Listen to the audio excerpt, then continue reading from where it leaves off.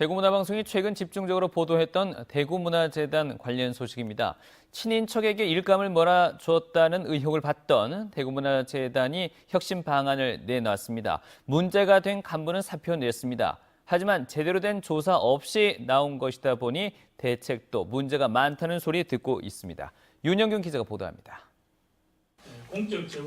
대구문화재단 고위 간부가 친인척에게 일감을 몰아줬다는 의혹에 대해 대구문화재단은 오늘 사과문을 발표했습니다.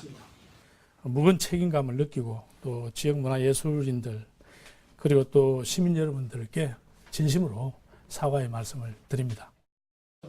이종 사촌이 대표로 있는 대행사와 최근 3년간 35억 4천만 원의 용역 계약을 했다는 대구문화방송의 보도가 나온 지 2주 만입니다. 해당 고위 간부는 어제 사표를 냈고 대구문화재단은 수리했습니다. 조직 운영 혁신 방안도 내놨습니다. 앞으로 축제 대행사 선정 과정에 관련자는 업무를 하지 않도록 하고 입찰 조건과 공고, 적격성 평가 등 입찰 전 과정을 다시 검토하기로 했습니다. 예술단체 공모사업과 예술발전소 같은 위탁시설 운영에 대해서도 시민들과 예술인의 목소리를 반영하고 관리 기능도 강화하겠다고 밝혔습니다. 한계가 있다는 지적이 나오고 있습니다. 지금도 대구문화재단 안에 친인척이 특혜 채용으로 얽혀 있다는 주장과 내부 갈등이 한계를 넘었다는 소문도 조사 없이 덮었다는 겁니다.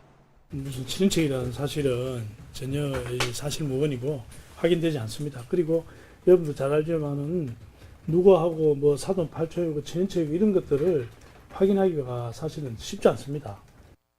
대구문화재단의 채용 비리도 조사해달라는 청와대 국민청원 참여 인원은 일주일 만에 1,000명을 돌파했습니다.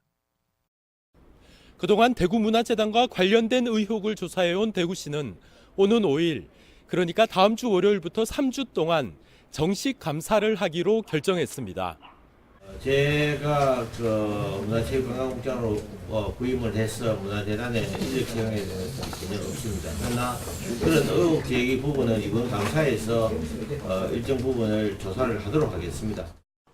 대구시의회 역시 오는 7일부터 시작하는 행정사무감사에서 대구문화재단에 대한 감사를 집중하겠다고 예고해 여러 의혹이 풀릴 수 있을지 주목됩니다.